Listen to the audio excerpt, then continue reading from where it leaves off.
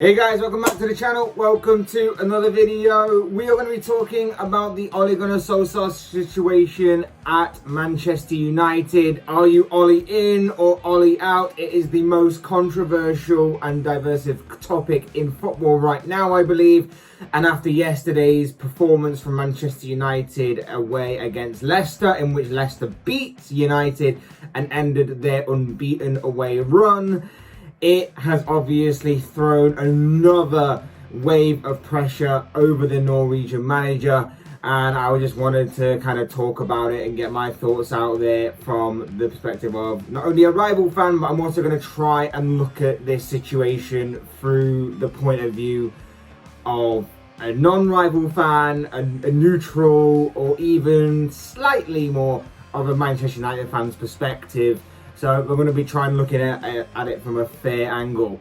Before we go any further though, I would like to remind you to please like the video and also subscribe if you're new. Both things are always and very be greatly appreciated. But for now, let's get back into talking about whether you're Ole in or Ole out. Now, like I say, from a rival fan's point of view, this is absolutely hysterical to me. It's amazing. The once great and indestructible Manchester United that ruined my childhood and so many childhoods out there of rival fans as well, being a bit of a laughing stock now. It's brilliant and I personally am enjoying it.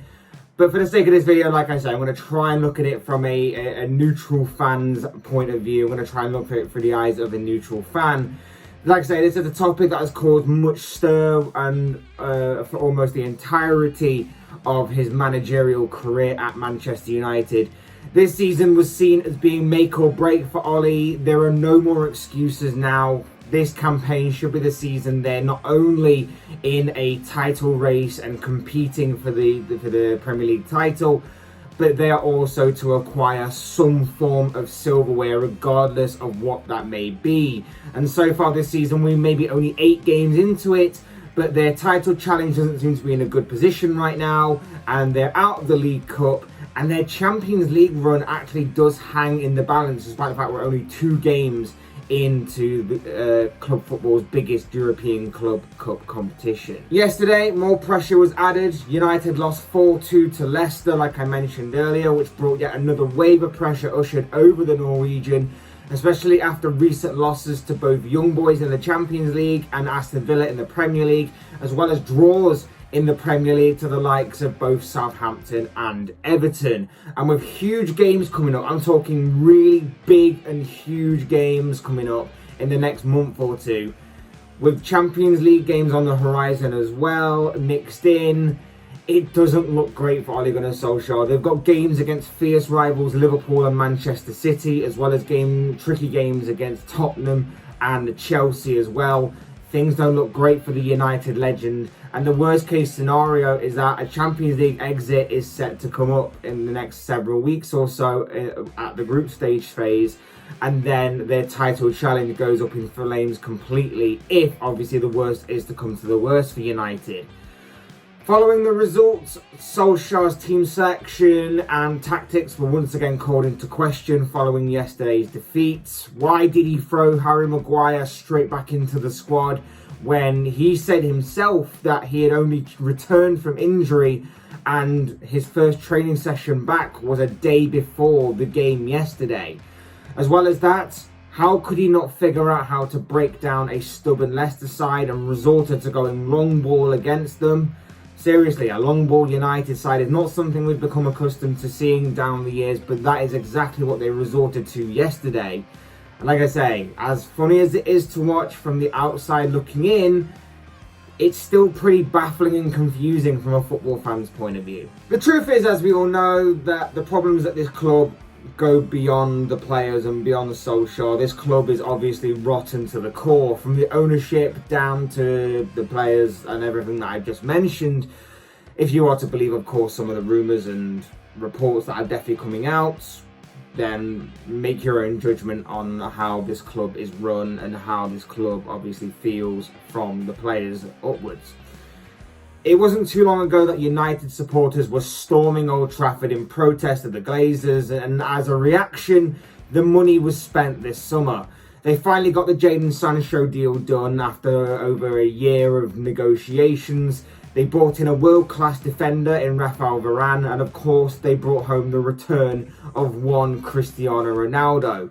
Incredibly, that seemed enough to dampen the flames that the United supporters were of course firing at the ownership. Yes, they still wanted the Glazers out, but their anger and persistence of it somewhat dampened down. And the evidence of that, of course, was the fact that a large portion of the fan base were desperately wanting a new United shirt with Ronaldo on the back.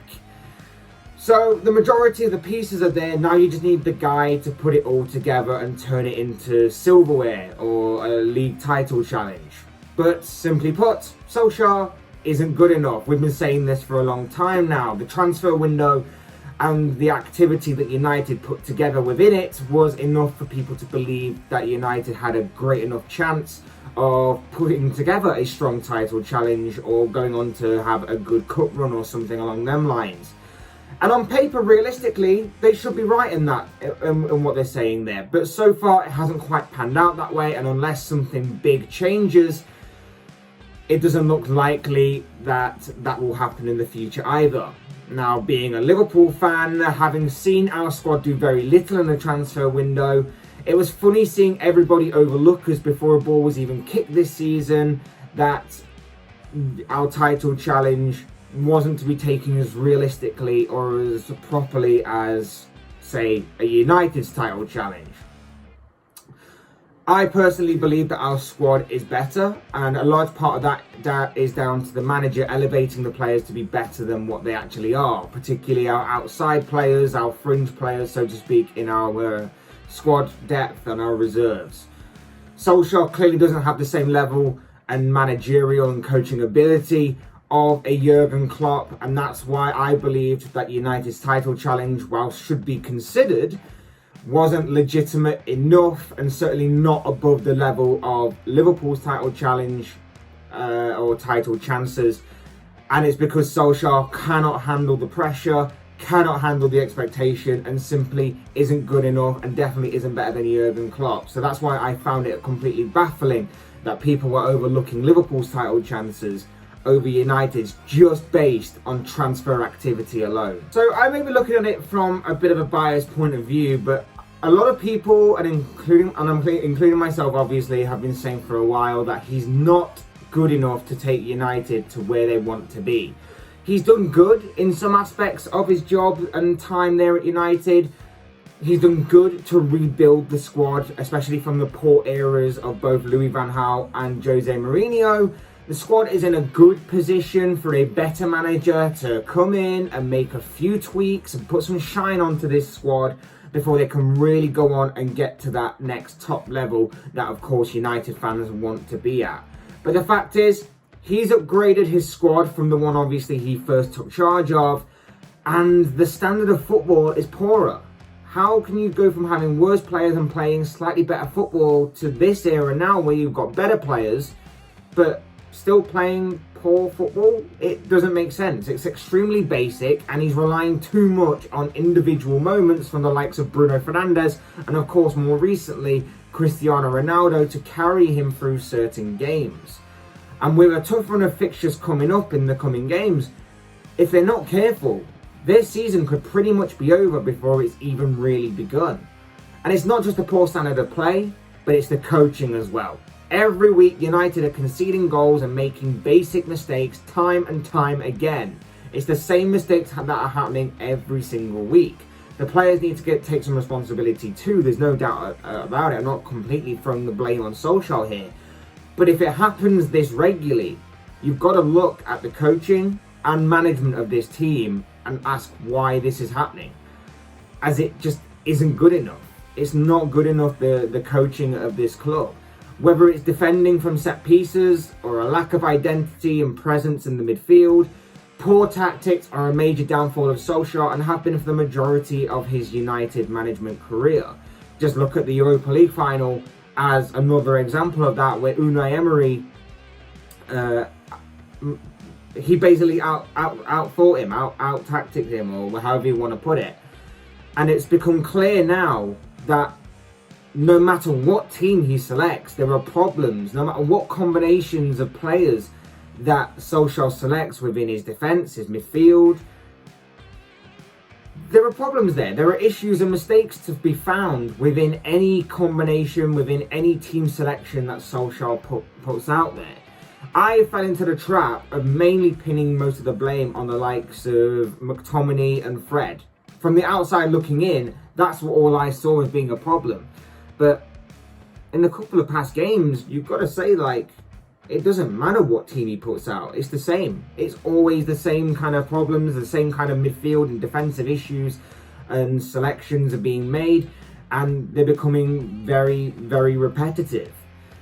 The issues obviously start from the training ground, and the coaching just isn't good enough. Again, I'll use the phrase from the outside looking in. It's funny and it's great to see that United are in all sorts of disarray, because obviously rival fans are going to love it. We want Solskjaer to stay because they're not a threat. The moment we begin to worry about United again is the moment that they get a top quality manager. And with Solskjaer in the hot seat, that ain't happening anytime soon. But with just signing a new contract in the summer, and with a board and ownership who seem happy to see United not push any further than a top 4 finish, he may not be moving out anytime soon. He won't leave of his own accord, of course not. This is like his dream job. Why would he leave on his own accord?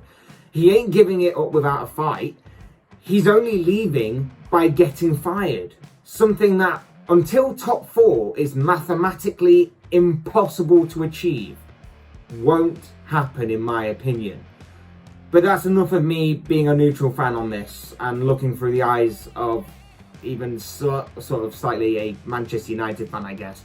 I genuinely hope I haven't spoken too soon ahead of Liverpool and against United next week. Liverpool need to absolutely destroy them for my own sanity and hope. But we go into it as favourites, so fingers crossed. Anyway, I'm off for a deep clean and scrub now because I feel absolutely disgusted after talking about United for this length of time, and also from the perspective of a non-rival fan, and like I say, even slightly as a United fan, it's just, I feel horrible. But anyway, as I always say, these are just the thoughts, comments, opinions, predictions, whatever you want to call it, of this guy. I want to know what you guys think. Are you Ole in or are you Ole out? What do you make of this whole Ole Gunnar Solskjaer situation? Who's to blame at Manchester United? If he is to go, who would you get to replace him? That is an interesting question as well. I'd love to know your thoughts, comments, opinions, predictions, whatever you want to call it, on anything to do with this topic down below in the comments section. I'm sure it'll all make for interesting reading. Otherwise, hit that like button on the way if you enjoyed the video. Subscribe if you're new or want to see more content like this. Both things are always and forever be greatly appreciated. And as always, thank you all so much for watching and listening. I've been Fletch, this has been another Fletch Talks video, and I will see and speak with you all again soon in another video.